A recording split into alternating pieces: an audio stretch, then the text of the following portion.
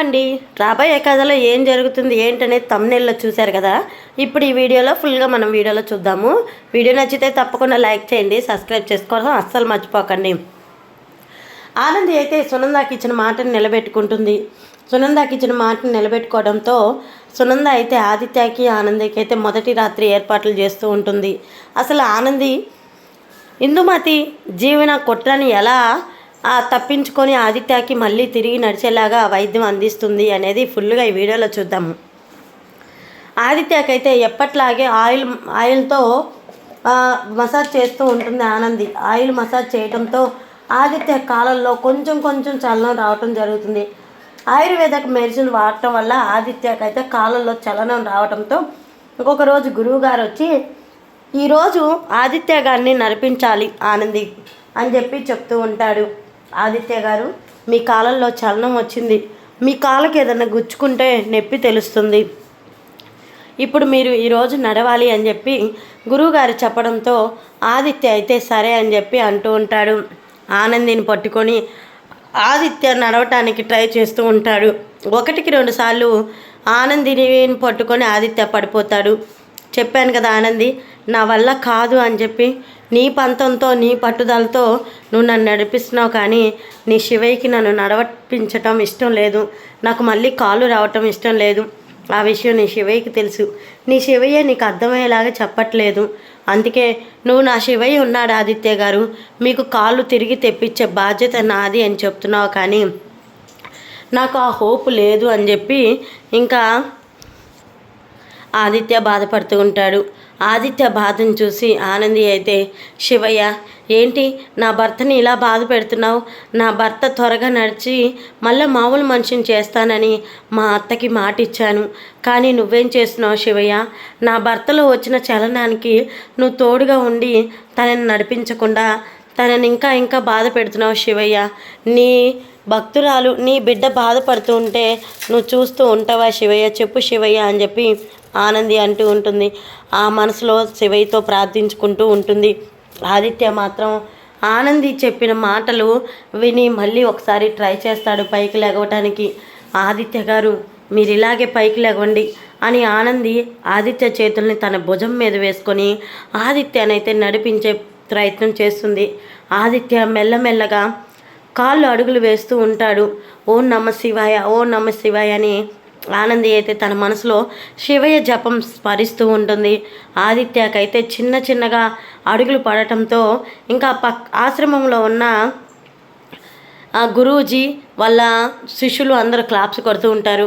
ఆదిత్య గారు ఇంతే, నడవండి ఆదిత్య గారు, నడవండి, మీ కాలంలో శక్తి వచ్చింది, మీరు నడవగలుగుతారు ఆదిత్య గారు అని చెప్పేసి చెప్తూ ఉంటారు అక్కడ శిష్యులు.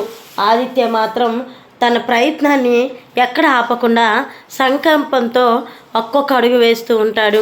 ఆనంది, ఆదిత్య గారు ఇప్పుడు నేను చేతులు వదిలేస్తున్నాను, మీ అంతటికి మీరే నడవాలి, సరేనా ఆదిత్య గారు అని చెప్పి ఆనంది చెప్తూ ఉంటుంది. ఆదిత్య ఆ మాటకి సరే ఆనంది అని చెప్పి ఇంకా ఆనంది చేతులను వదిలించుకొని చిన్న చిన్నగా అడుగులు వేస్తూ ఉంటాడు. అయితే ఆదిత్య పడిపోతుండగా ఆనంది ఆదిత్య గారని వచ్చి పట్టుకుంటూ ఉంటుంది. వద్దు ఆనంది, వద్దు, నువ్వు పట్టుకోవద్దు, నేనే లేచి నిలుస్తాను, నా కాలంలో శక్తి వచ్చింది, నాకు ఆ విషయం తెలుస్తుంది, నేనే లేచి నడుస్తాను ఆనంది అని చెప్పి ఆదిత్య అయితే ఇంకా నడవటం స్టార్ట్ చేస్తాడు ఆనంది సపోర్ట్ లేకుండా. ఆనంది ఆశపడ్డట్టు ఆదిత్య ఆనంది సపోర్ట్ లేకుండానే నడుస్తూ ఉంటాడు. అది చూసి ఆశ్రమంలో శిష్యులందరూ క్లాప్స్ కొడుతూ ఉంటారు. ఆదిత్య గారు ఇంతే ఇంతే అని చెప్పేసి అనగానే ఆదిత్య గారికి నడకైతే వస్తుంది. అయితే కాలంలో కొంచెం పెయిన్ రావడంతో మళ్ళీ గురువుగారి దగ్గరికి తీసుకెళ్తాడు ఆదిత్య గారిని చూసి గురువుగారు, ఆదిత్య గారు మీకు ఈరోజు చూర్ణం మారుస్తున్నాను, మీ కాలంలో చలనం వచ్చింది, మీరు నడవగలుగుతున్నారు, ఇదిగో ఈ చూర్ణం మీ కాలంలో పడితే మీ కాళ్ళు నొప్పులు పోయి మీరు ఎప్పట్లాగే మామూలు మనిషి అవుతారు, మీరు మీ ఇంటికి బయలుదేరవచ్చు అని చెప్పి గురూజీ అయితే ఆ చూర్ణం ఇస్తాడు. ఇంకా ఆదిత్య అయితే ఆనందిని thank you so much Anandi, ఇదంతా నీ వల్లే అని చెప్పి ఆనందిని గట్టిగా హగ్ చేసుకొని థ్యాంక్స్ చెప్తూ ఉంటాడు. శ్రీనుకి చేతులు పట్టుకొని, శ్రీను నువ్వు అనేవాడు లేకపోతే ఈరోజు నాకు కాళ్ళు ఇంత త్వరగా వచ్చాయి కాదు, నువ్వు నీ స్నేహితురాలు అమ్మడికి చెప్పబట్టే కదా నన్ను ఇక్కడికి తీసుకొచ్చారండి ఆనంది. నిజంగా మీ రుణం ఈ జన్మలో మర్చిపోలేను అని ఆ శ్రీనుతో చెప్తూ ఉంటాను. ఏంటి సారు ఈ జన్మలో మా రుణం తీర్చుకోకపోవటం ఏంటి? అమ్మడి ఎవరు? మీ భార్యే కదా అని చెప్పి ఆదిత్యతో శ్రీను అంటూ ఉంటాడు. ఆ మాటకి ఆనంది తన భార్య అని చెప్పి ఆదిత్య లెటర్ గురించి ఆలోచిస్తూ ఉంటాడు, అగ్రిమెంట్ గురించి. ఆనంది, నేను చాలా తప్పు చేశాను, చాలా పొరపాటు చేశాను, నీ చేత అగ్రిమెంట్ రాయించుకున్నాను, ఆ అగ్రిమెంట్ ఇంటికి వెళ్ళగానే చించేస్తానని తన మనసులో అనుకుంటూ ఉంటాడు ఆదిత్య. ఇంకా ఆనంది ఆదిత్య ఆశ్రమం నుంచి అందరికీ బాయ్ చెప్పి ఇంటికి తిరిగి వస్తూ ఉంటారు. అయితే చిన్న చిన్న ప్రయత్నాలు చేసిన ఇందుమతి అయితే అన్నీ అన్సక్సెస్ అయ్యి వాళ్ళు కూడా ఇంటికి తిరుగు ముఖం పెడతారు. ఏంటి చిన్న గ్రాని, నువ్వు ఆదిత్యకి కాల్ రాకుండా ఆనందిని ఏదో ఒకటి చేస్తానని చెప్పి ఆదిత్యకి కాల్ వచ్చేలాగా నువ్వే చేసావు.